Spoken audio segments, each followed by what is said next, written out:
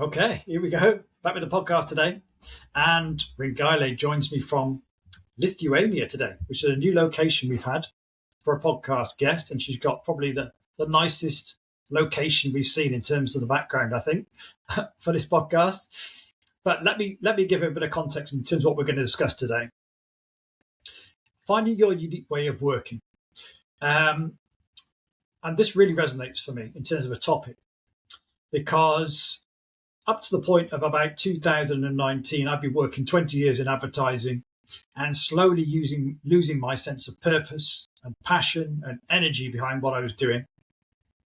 And I saw a lot in the people around me as well, in that environment. The designers, the project managers, the account managers, all seemingly just working from a place of what I would call misalignment. So they were always, on the edge of burnout. No one was particularly happy. Everyone was kind of moaning about their particular workload or their way of working.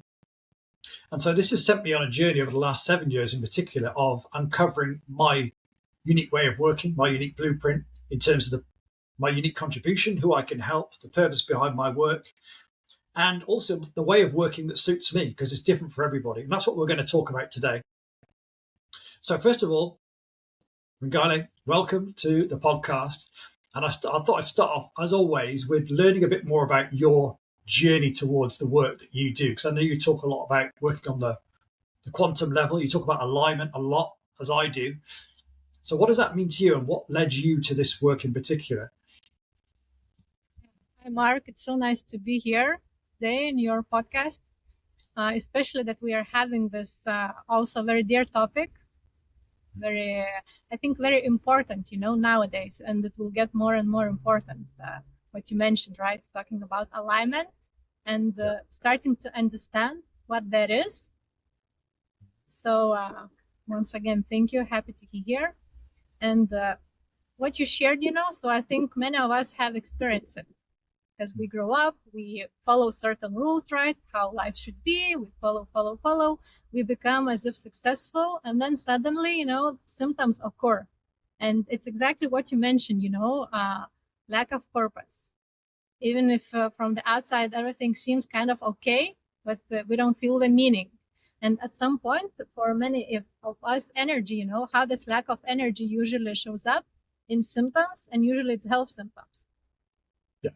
So burnouts or depression, or just feeling bitter, feeling frustrated every day without clear reasons, right?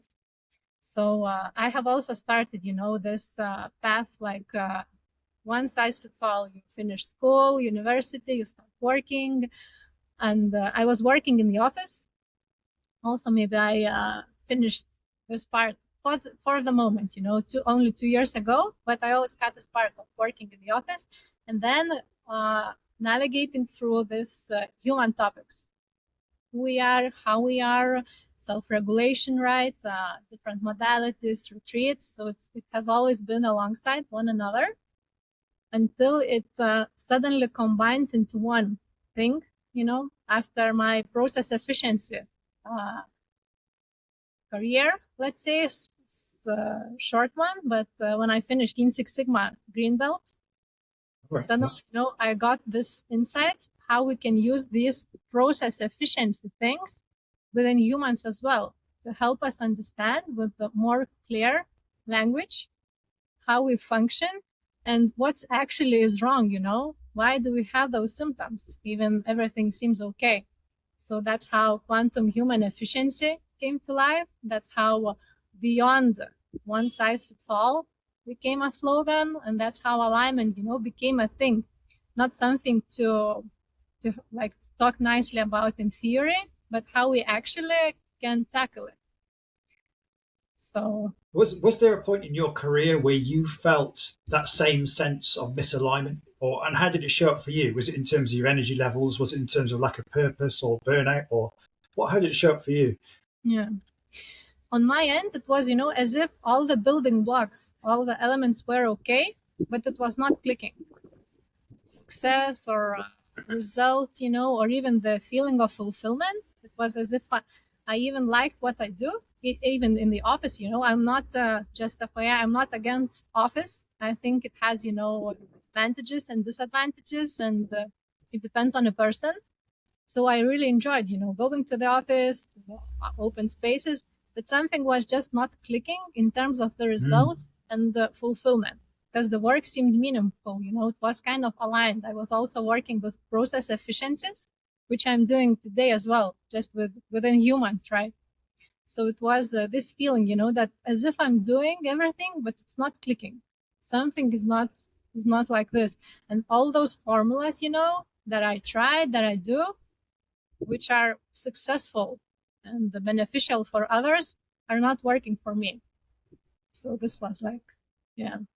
That's the key, isn't it? Because for most people, certainly in my generation, there was no talk about your unique way of working or your unique blueprint or purpose or alignment. It was very much, you pick a lane, you find a career that you might like, and then you try and fit yourself into that career and that way of working. You sign a contract, you must be on site at this place 5 days a week, work these particular hours, and somebody else gives you work to do, and you have to just do it. Basically, that is traditional job. No, you can also, there is passion and purpose you can have behind a job, but eventually I think many people get to sort of midlife and feel that they've lost their way or lost themselves somewhere along the line, because there's a series of different compromises that we make as we go through our careers, shutting off parts of ourselves, shutting off our intuition, shutting off our passions. And then we get to a point in midlife where we suddenly don't know who we are and what we want out of life anymore. And this, for me, is what the classic midlife crisis is, where we've shut off so much of ourselves and we've disconnected from ourselves so much, and our energy is being leaked away all over the place, and we've just lost ourselves on the way. So why do you think that traditional model was created, and what's your opinion on why it's kind of failing people in terms of the way that the traditional career? These are beautiful questions, I guess no one knows the right answers, but maybe not so much on why, but overall, right, how our life, humanity's life, has changed. Because what you mentioned, indeed, right, it was more about survival.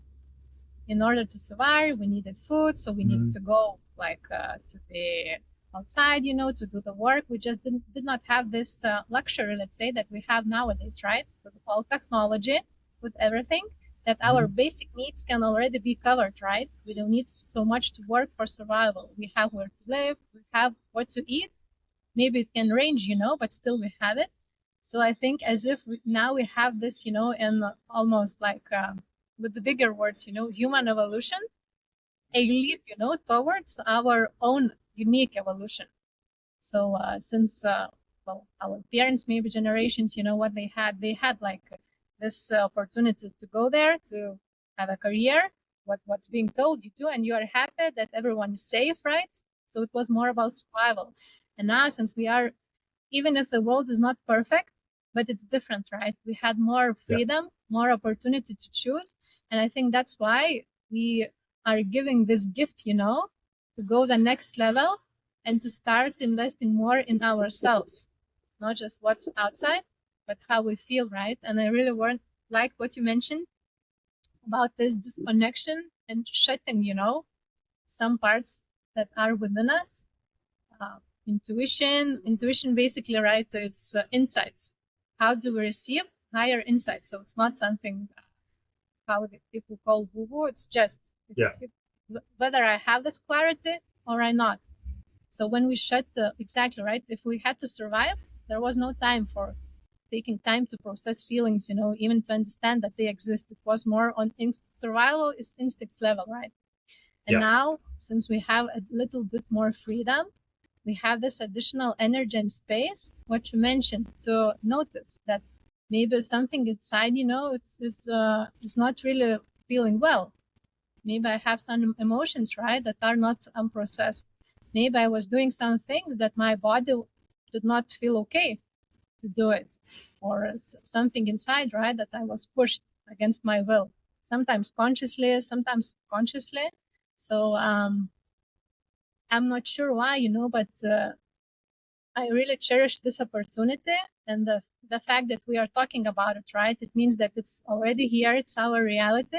When we can take back the attention and put it back to ourselves, and to clearly start noticing, right, how are our bodies feeling, not just when we are at the doctor's or in a session, but every day, right? If now we are sitting, is it comfortable, So should we change the position? Should we loosen up shoulders? All the time, right? So what is the body saying? Is it safe?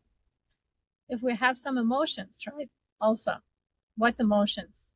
Just to feel, to let them be, not to act upon them. If we have some thoughts running, not to become a thought, but just to feel, right? What's there, and to start actually regulating. Start first of all acknowledging those signals that were always there. Probably we just didn't know, how to listen to them. We did not have capacity.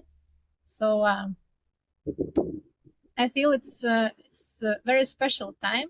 We are on the brinks of these changes, from survival to exploring what else is there, what else could we create through our lives, and how we can unfold, what's there, not just to follow from the outside, do this, do that, right, and we follow, but to actually go within and start, from this inner agency, start choosing and deciding from different angle.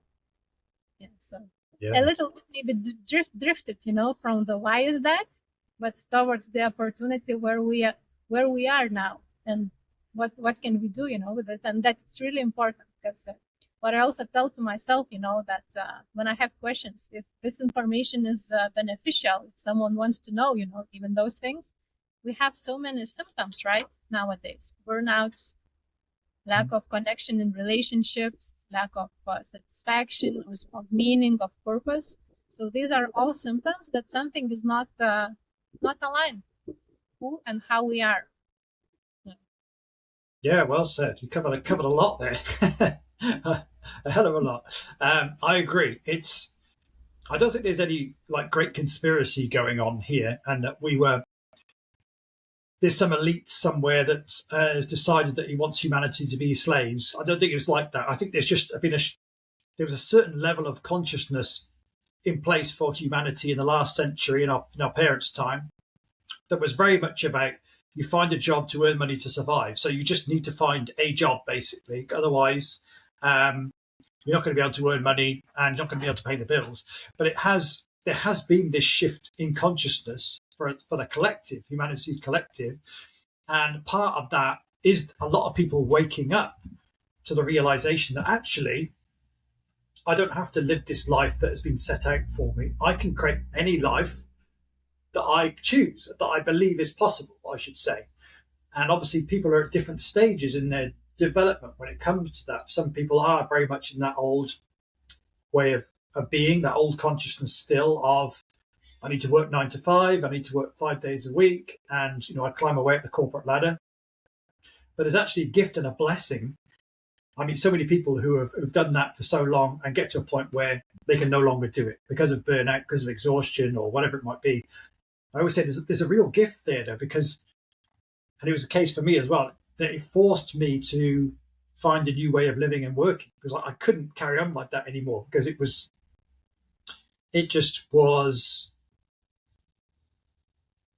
forced me to start reflecting on myself and what I wanted and what my purpose might be. I've talked about before about this whole healing journey I went on, working through Buddhism and plant medicine, shamanism. And the consequence of that is it just aligns you with who you are.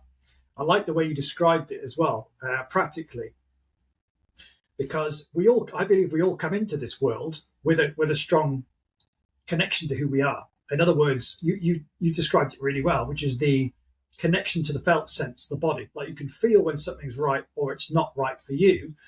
But when we live a life that is dominated by our intellect, our conditioned mind, our thoughts, basically, they are always going to drive us or push us towards survival, towards what feels safe. For example, if you had a choice between being an artist, which felt really purposeful and passionate for you, or you had a choice of being a lawyer, your mind is probably going to guide you towards the lawyer route or the accountant route, for example, because there's stability there, because there's a regular wage, even if it's not going to fulfill you as much. And it does take a certain amount of faith and courage to instead start choosing the path towards passion and purpose as an artist, as a whatever creative person that might be. Just an example, as a lot of creative people go down this path of choosing work that isn't fully aligned with their passions because they feel like they need to survive.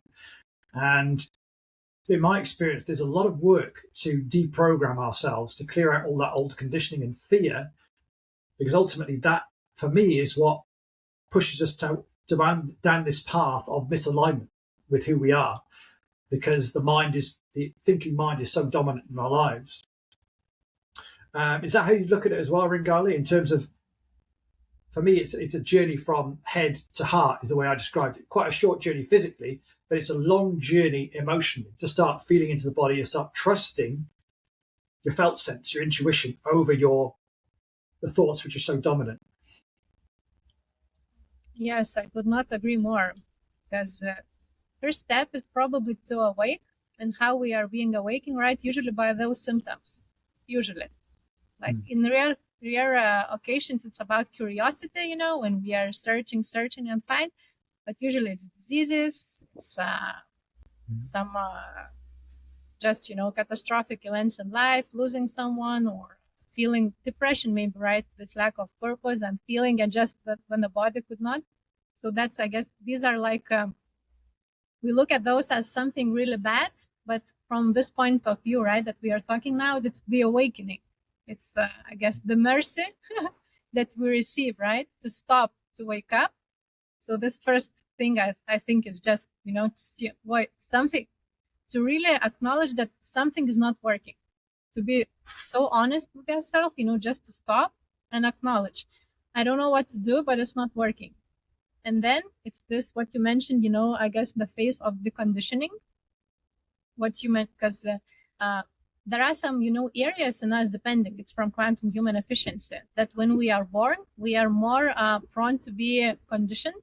It's our mistaken motivations that we have those, right?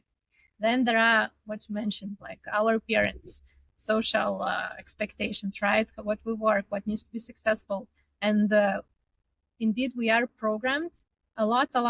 And it's both. I think it's our head in terms of the information and what is correct, also in our bodies, right? Because we also experience things.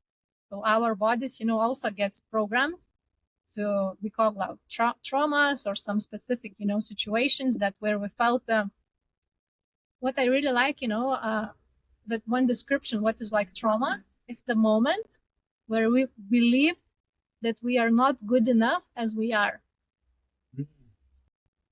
And it connects with what you mentioned, right? That we are born each unique, but we have different kind of experiences, because life is life, yeah. Right?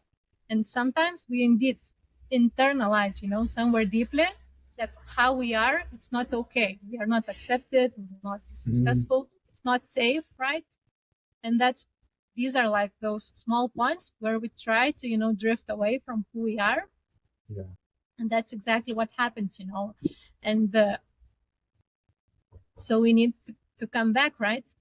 Like if really going to the straight, what even quantum human efficiency is, or overall, is to come back to this point of self-acceptance, of deeply and completely accepting who we are, how we are, with conditioning, without conditioning, to arriving at this state. And from this state, we can honestly try to experiment further, how I actually feel, even if it won't be popular, even if maybe it won't be accepted, even if our closest ones will say that, no, it's the boundary, but to stay with ourselves, with our inner agency, probably, and in confidence, right? So why quantum efficiency and why these insights shared, to have something tangible to start with experimenting. Because it's very easy to say, just be yourself, right? Or just follow your instincts. But we are conditioned, how to know which instincts are from trauma experiences, which are our own, right? So this discernment, I feel it's maybe a never-ending way for life, but at some point in life, we arrived at the stage where it becomes nice. But it's we get those skills, what you're mentioning, right? It's 7 years or something. So there is a difference, where we like know better what to look inside of us for what signs, if it's alignment or misalignment. What fear, how it usually comes up. We can already acknowledge that. So definitely it's waking up, being aware that we are conditioned, basically recognizing the symptoms, when it's like, it's very easy, right? When I say like this, it seems obvious, but when we live somehow, it's as if in a bubble, something is happening. No, just look at your relationships, the quality of these, at your abundance, at your health, if you feel joy, because I think for many of us, joy is something unknown, already. That you go to work and you experience joy. No, it has to be struggle. It has to be stress, and well, it doesn't seem like normal thing.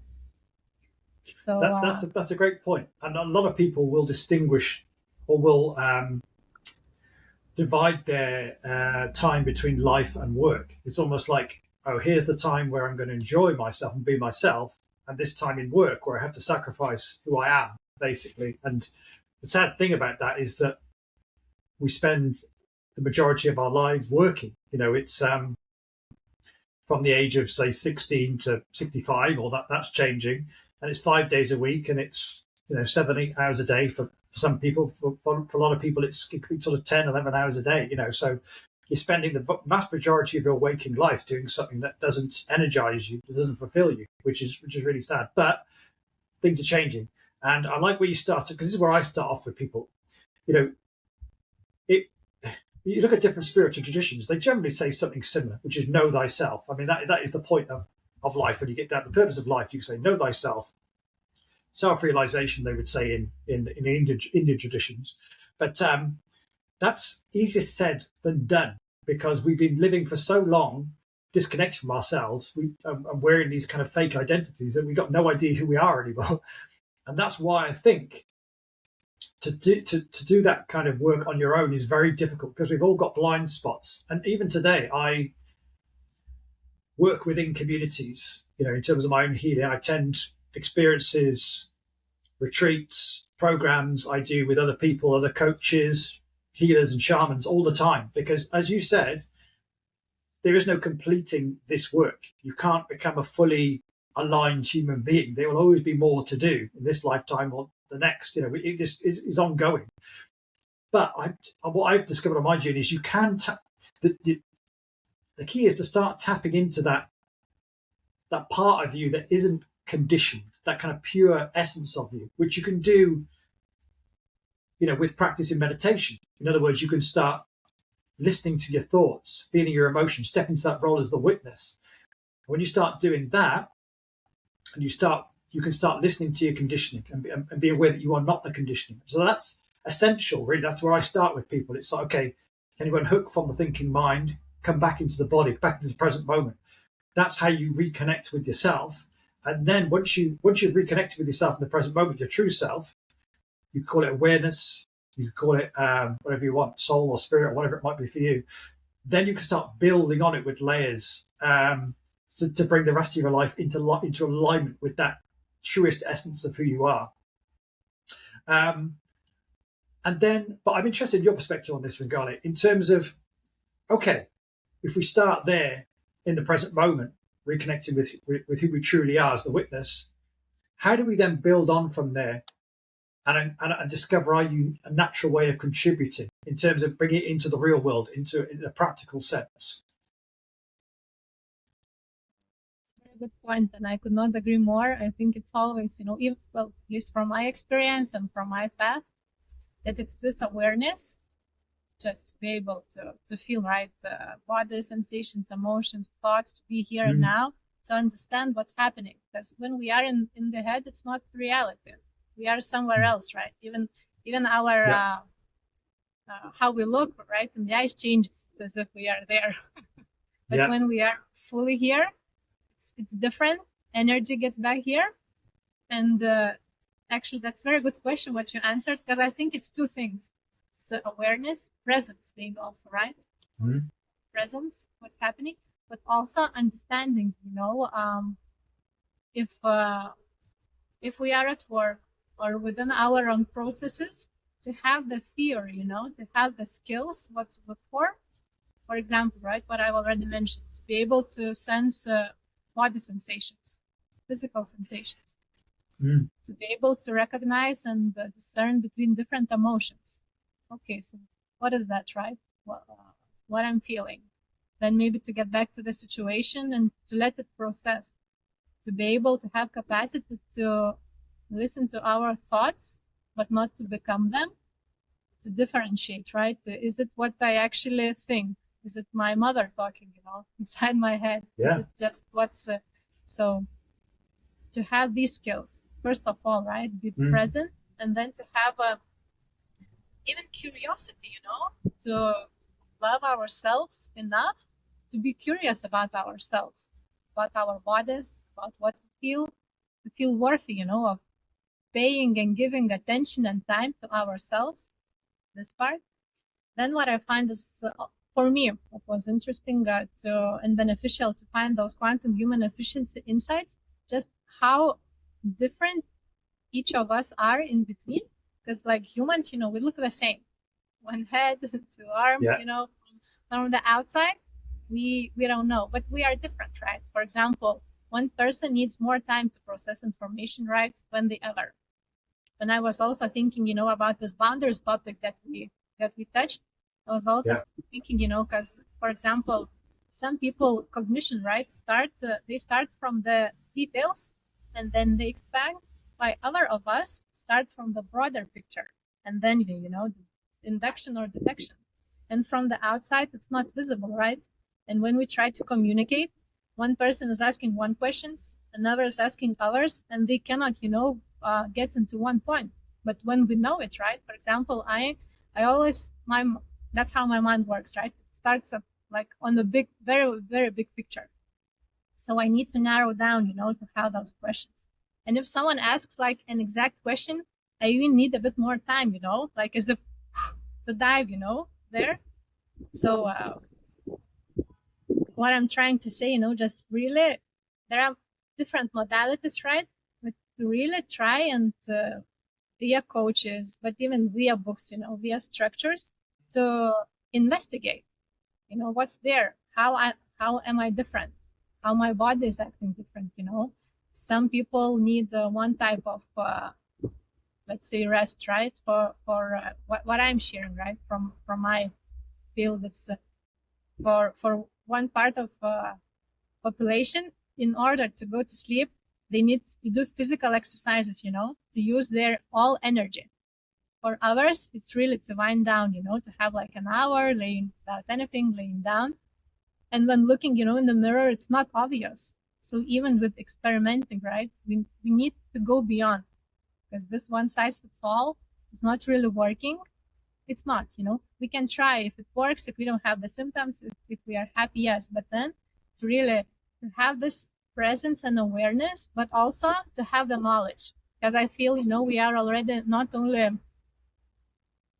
creatures, of who can think, who can feel, but also, to differentiate. It has to be both.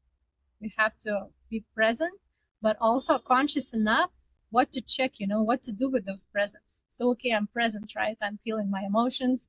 I know what my body is, but like, so what's the next step? Still, we need skills, competencies. So to really invest in understanding ourselves, one thing is going through emotions and to get back to this presence, right? From the confusion. So we have what you mentioned, coaches and retreats, but others just invest. So what's next? How else could we do this? And that's, I really like what you mentioned. And I agree, that this is why we are here for each other, to learn from each other, to support each other. Even if we know one field, right? Another person can come and just to see what we are not seeing. So It's two things, awareness, and then really investing in knowledge, basically. So what could be different, I agree. Yeah, it's the work isn't about necessarily spending your life in meditation, just sitting with your internal experience. I mean, that is I always call that the foundation. Without that, it's like building a house on sand. If you haven't got that connection to who you really are, if you go straight to the work of, I'm going to build a business, I'm going to change my job, for example, whatever it might be, and you haven't got that inner connection to yourself and your intuition, then it's always going to collapse at some point, because you haven't got connection to who you are. But you start there, you build the foundation. Okay, who am I? Witnessing your internal experience, being able to connect to your intuition. In other words, like I say, the felt sense. So how does this feel in my body, this decision, this role, this business? How does it feel in my system, this relationship? And choosing what feels true for you. And that's the key, because everyone's got the unique blueprint. So internally, you could say the awareness, we all share that internal awareness. We're all the same when it comes down to the core level. But then we're all different on top of that. So you have different passions to me. You have different values to me. You have slightly different, unique contribution to me and a vision for your life. And that's where I think it's important to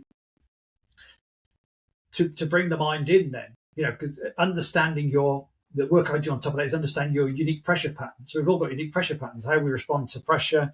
You might be somebody who goes into people-pleasing mode. You might be someone who goes into avoidance, like me. That was my classic pattern. Somebody who goes into performance, so they spend their time just basically submerged in their work. Somebody who goes into controller pattern, like trying to control others. So we all have different pressure patterns. So it's key to understand those as well from an intellectual perspective. Okay, I understand this pattern. I know why I do it. But then in the moment, when it comes up, it's very much going back into the present moment. So unhooking from the mind and feeling into what's happening in the body. If you want to break the pattern, I wrote a post on this today, actually, which is about understanding is one thing. That's great. But actually then to transform it, you need to go beyond understanding and back into present moment awareness. And that's the part that's often missing, I think. But I agree. Then for me, it's about then you can build on top of it with layers. Okay, awareness of who I am in the moment, intuition, making decisions with a felt sense, and then you can build onto it with more classic coaching. What are my values, my unique boundaries? What boundaries am I going to set? What's my unique contribution? Who am I here to help? And what work really energizes me? And then a vision for the impact you want to create in the world. So I think we can build on it, but it all starts with awareness. That's really the key for me. Question I want to ask is, how do we know then when our work is truly aligned with who we are? What are the kind of what could you pinpoint as some of the symptoms of that, of misalignment and alignment for you in terms of how you know when you're on the right track in rebuilding your blueprint, for example, the way you work? It's a good question. I think some of those we have already touched, It's this feeling of inner joy. Sometimes even when it's not necessarily comfortable from the outside. Changing jobs, right? Losing guaranteed abundance, things we do, right? But it's this inner joy that we are choosing to do it. It's usually followed by the sense of meaning, what you mentioned. It's, if we are aligned, it feels as if it has to be like this, and there is like bigger purpose. I think what is also, in terms of the alignment is that unless we have some still internal, patterning left, but there's less of the fear, less procrastination. It's just if we actually are excited about it, if it's aligned, it's usually not very logical. So that's where you mentioned, that courage is needed. Yes. It actually is needed because we are used to one rules, right, that work for us, that made us safe, accepted, and then we are changing it and choosing something that is not accepted, that people from the outside is not necessarily seeing as a good choice. Yeah. But still choosing, to do that because it's what I like, the saying of inner truth. It's the truth, it's how I feel inside. Even if it doesn't make sense, even if my mind don't understand, it feels as if it's the truth. Just, and I think that's where the strength comes to make those changes when we really, sometimes we feel the truth, but still make like what's more comfortable, but at least we know when the consequences come or the symptoms, at least we know. At the moment, I cannot choose what's really aligned, but at least I feel, it. I'm doing this, at least with this awareness. What I also like what you mentioned, about contribution and meaning, it usually comes from our strengths. And those strengths, this word, maybe it, has this expectation to have like something very exceptional, but it's usually what comes very easy, very natural, what other people are saying sometimes, that you are good at this. Or there are some parts of us that are subconscious, that we don't even know.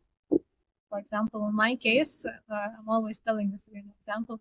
My mother would not have told me, you have to study hard, Ringailė. I would have not even known that I'm really good at this, at keeping the bigger picture, keeping data, because naturally it's like, I don't have this, I feel good enough without those, like ambition is not there, but the talent is there. So what I'm trying to say, that also like when looking for the meaning or what should we, give to the world, it's basically being 100% in alignment with who we are, living our truth, and that's the biggest contribution, letting unfold who we are. If comparing, right, for a rose, let a rose be a rose, an oak to grow up as an oak.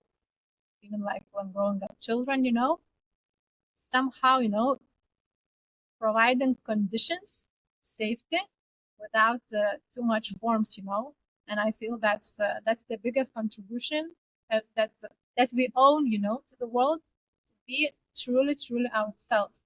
And it doesn't mean what you mentioned, doesn't mean that we don't have values. It doesn't mean that we don't respect others. It's not about that, right? But just to find those ways how to be in alignment and true with who we are, with how we want to.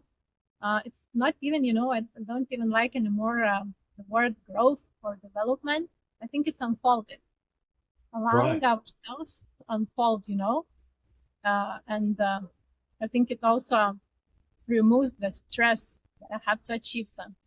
No, I just have to allow myself to be who I really am, to remove all the obstacles, all the mind patternings, all what should be, what expectations, and really allow ourselves to be who we are.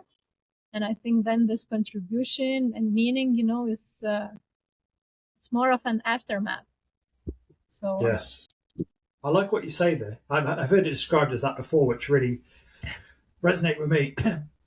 A lot of people, particularly in the spiritual space, they get focused on this manifestation thing. I need to make this happen. I want to make this happen. I have this vision of my life.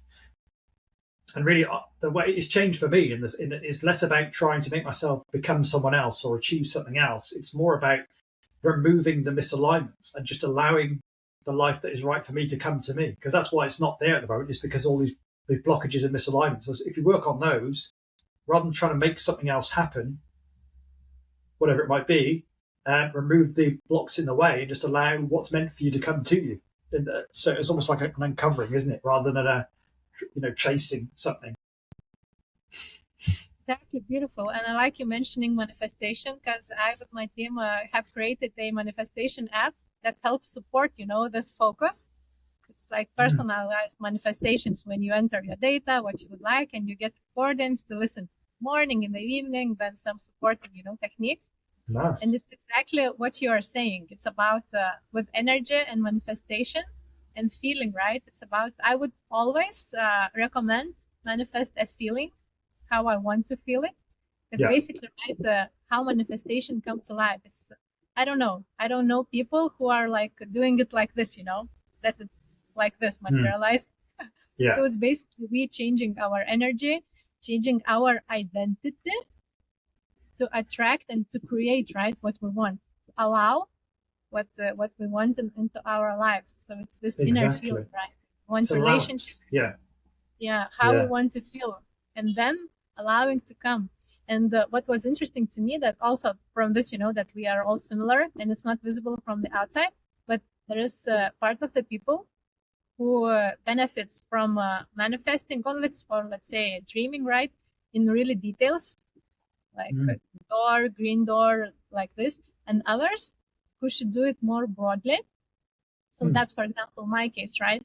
And when I learned about it, I felt such a big relief, because it's difficult for me, to manifest. And how I know if it will be like this, maybe I will get it and I will not like it, So for me, it was natural. So it's also interesting that it's also not one size fits all. For one part of people, it's like this. For us, probably, both of us, it's feeling like having this broader picture and allowing the universe, to pick exactly how it shows up. Yeah, it's more about the feeling. It's more about, I agree, it's more about generating the feelings of abundance, connection, alignment, love, or whatever it is, and letting the universe decide how that manifests in your life. Because you could classic thing, you want to manifest $1 million, for example. You get the $1 million and then it kind of destroys your life, because you end up spending your money on things that don't make sense, or people start asking you for money all the time and it destroys your relationships. That's a classic thing with lottery winners, isn't it? Or you could want to expand your business to a certain level, to a 7-figure business, and then you find you're completely overwhelmed, you're kind of just overbooked, and you're actually more stressed than you were before. So yeah, I agree. It's not so much about attaching to a particular outcome, generating feelings, and let that kind of come to you however it wants to. The other thing I liked what you said is the resistance part, because as I said, I've been at this journey of creating my unique way of working for about 7 years now, and I'm still working on it, and I still meet resistance. I still get resistance from family members, etc. The idea of not having a full-time job to some of my older family members, it's absolutely terrifying. It brings out a lot of fear for them. And, having worked 20 years in corporate, you are conditioned, and there's a lot of fear and anxiety and scarcity in the system that you have to work through at the same time. So stepping from, one career to another, or a career to a purpose-aligned business, it doesn't mean it's going to happen overnight and that's it, everything's great. It's ongoing stuff you have to work through, ongoing resistance, ongoing conditioning and blocks that come up for you. But that's all part of the journey of growth, or as you said, I quite like what you referred to something else, didn't you? The idea of growth. But that is you've got to expect that it's not going to come easy. There's going to be a lot of resistance on the way, which is again why the inner work is so important, not just at the start to reconnect with yourself, but it's an ongoing work, to clear this stuff as it continually comes to the surface. Yeah, exactly. And what I'd like also to mention, that inner alignment and agency not necessarily mean a lifestyle where you have your own business, right? At least how I see it. I think we can be aligned and decide from inner agency and go to work with outer structures as well. So at least I never say, that you should quit your office job. Yeah. Like start doing it, because it's just not for everyone what you're mentioning. There are challenges in the office or what we have to compromise with, but then there are challenges, having your own business, and this inner strength has to be really, really strong, what you mentioned. Daily practices, and also to withstanding not only our own fears, but then those from people as if caring about us, but this caring brings a lot of weight, to also to carry their fears, to withstand them. So I think everyone should invest in inner alignment and agency these days, and just show up from a different perspective, even if it's an office job. Not as slaves, or someone lower, but hey, I'm here, I'm like this, and exchange, right? You want the services, I want this money or something else back, right? So just even if we stay within the office, to start operating from a different perspective, bringing back attention and agency to ourselves, bringing back this, let's say, inner compass, or base to ourselves, and then, acting from this point of view, whether it's in the office, whether we are actually like owners of our businesses, I think this part is really important to know what you mentioned. Not work is also life. Yeah. We have this clarity, it's all life. That work is alive. I'm alive at work. I want to feel alive. I want to create, right? Because I think everyone wants to create. So put their strengths basically into action, into practice. This always gives fulfillment, right? Simple example, right? If we take a fish, we try to learn it to fly, we will never be fulfilled, But if you take a fish, put it into the sea, then it will, go like this, like dolphins, and it's exciting. So just to be really aware, where we want to go, where we want to work, what kind of safety we want to have. Because maybe for some systems, it's just better, to go to the office, to have this kind of safety, to meet people, and to get back, to have like their family life or something else. And for others, it's not the case. So just I think that inner alignment and agency is not really dependent on our circumstances. Yeah, to be honest. I agree. Yeah, it's that being aware of the fact that if you love the corporate environment and that way of working, fantastic. It's all about finding a way of working that works for you. But if you are someone who doesn't love that, a lot of people don't, and you feel like you're stuck in it, it's important not to jump to something else because you just can't stand the corporate environment, because what that does is that avoidance means that you haven't processed the underlying pattern, and you often take it into the next experience. For example, I did this, for example. I jumped out of corporate because I didn't like that world anymore. I hadn't done any of the inner work around it, created a business, and I basically recreated the same situation, same frustrations, the same discontentment. So it's just to say that, if maybe you're thinking of jumping roles or jumping careers, it's important to do that inner work first on the patterns, on the conditioning that you're bringing into the next situation. If you haven't done that, you tend to just recreate the same experience if you're just trying to get away from something. So yeah, it's important to actually, okay, what is this experience teaching me? I'm here now in this environment. It's not ideal, but this is where I'm at. Can I bring presence to it? Can I start the work now? Feel into these difficult emotions under the surface, reflect on what I really want from life, and you can start the work. Exactly right. You don't have to. Doesn't mean you jump and build a business or a new career.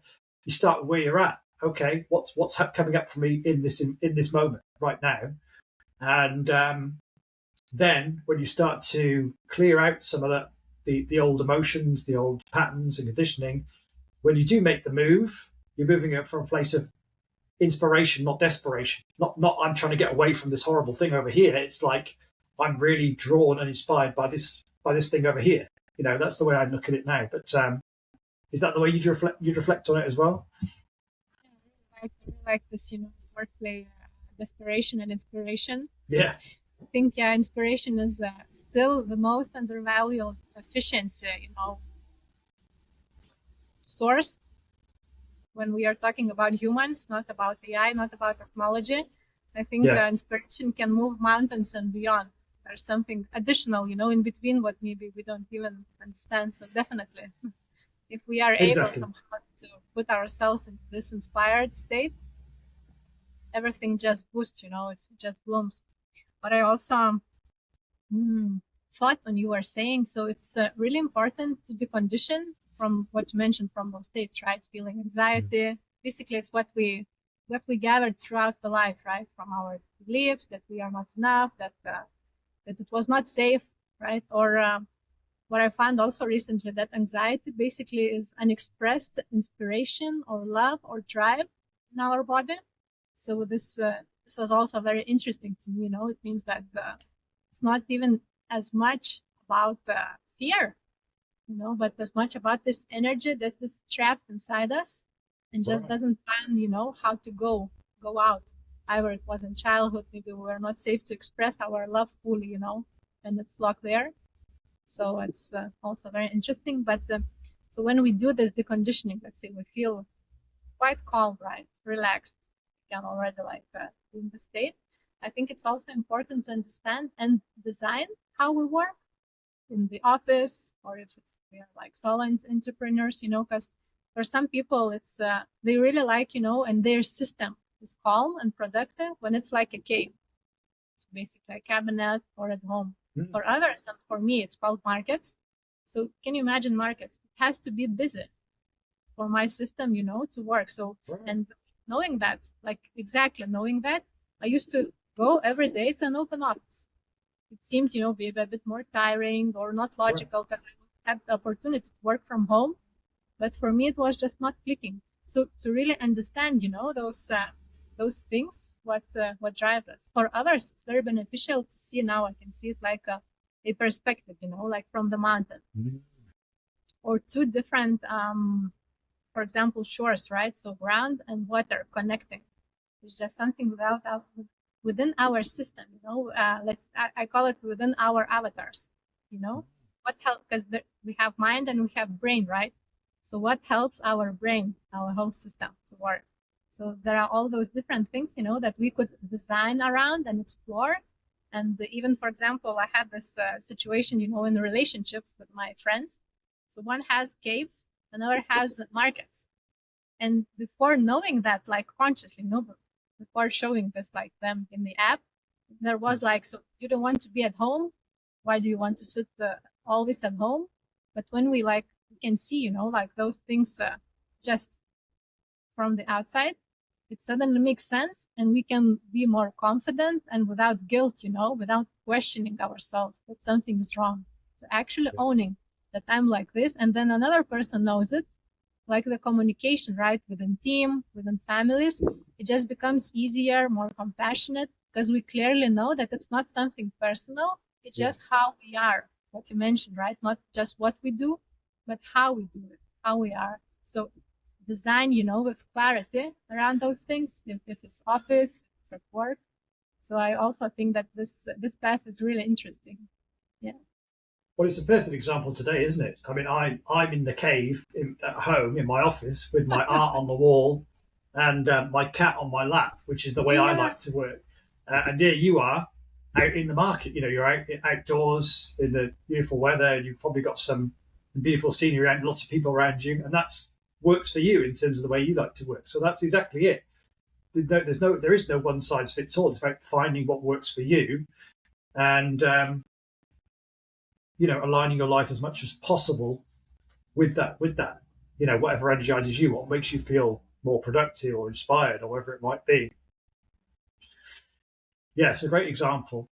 And one question I just want to ask you this one before we finish today. If somebody's listened to this now and they are realizing, oh, hang on a second, yeah, you're right. I can feel the symptoms I can see the symptoms in my work that I'm out of alignment at the moment. What's a great place for them to start? Just simple one step they can make in the step towards greater alignment today or this week that they could start exploring. Difficult questions, and there are so many answers to this. But first of all, to really, acknowledge and to be happy that you or someone arrived at this point, because it's the main point to arrive at, to accept that something is wrong and I'm ready for change, right? To really believe in it and to know that it's possible to design something differently, not to change ourselves, but that there are options, and not necessarily it has to be gradual changes to feel more alive, to feel more aligned, to feel more like ourselves. And one of the first things would still, be to get inwards, try to like what are the sensations in the body, what emotions I'm actually feeling, comfortable, not comfortable, what thoughts do I like my thoughts, because thoughts are creating, so what thoughts I have. So still, first of all, go inwards and then start looking, well, of course, I can always invite to quantum human efficiency or for other systems, just to look. So what else is there? And what can you check if it's aligned or not aligned? Because it's not always easy, and it's not for everyone to sit in one place and to have an insight, right? We have each other. We have so many different options. So to start looking and exploring, if like this, if I imagine that I'm doing this, does it feel aligned or not so much? So, yeah. Yeah. That's the problem working outside, isn't it? You have cars and lorries and bikes going past all the time. Yeah, I agree. It has to start on the inside because essentially, the way I look at it, as long as we are identifying with our thoughts, no, there's not much change is really possible, because this is our thoughts are basically like a collection of our past influences, basically. So as long as we're believing our thoughts, you're not really going to change that much. You're still hooked into the same thoughts that have been running for years. As soon as you're able to actually witness and listen to your thoughts, okay, now there's a bit of space. I can choose which thoughts I want to follow that are productive and let go of thoughts that are destructive. And for me, that's the start of awakening. That's how you start to reconnect or realign with yourself, is by stepping into the role of witness. So I agree. It has to start there, whether you just start meditating on your own, or for me, I think it's really helpful to start getting some support, because there's some really difficult stuff that's going to start coming up. As soon as you create space for it, all these trapped emotions from the past and unfelt emotions from the past are going to come up to be processed. And that requires a level of support and a safe space for that to be able to process that stuff. A lot of people, they sit in meditation, their mind goes crazy, all these difficult thoughts come up, and all these difficult emotions come up, and they go, oh, meditation's not for me, I can't do it. So it's really important to get some support, wherever you find that from, to begin that journey of looking inward, because it's the best route, but in some ways it's the most difficult route. It's the one we avoid all the time. The mind always wants to do something else: watch TV, scroll my phone, eat some food, go for a walk, anything to just avoid sitting with ourselves in the present moment. But until we can do that, it's very difficult to make any lasting transformation. Avoiding emotions. And I have a second advice, which is not maybe even better. If we have at least a rough idea, of a person who is already living or looking as we would like to look, so go and work with that person. Yeah, he has the answers to what you want to achieve.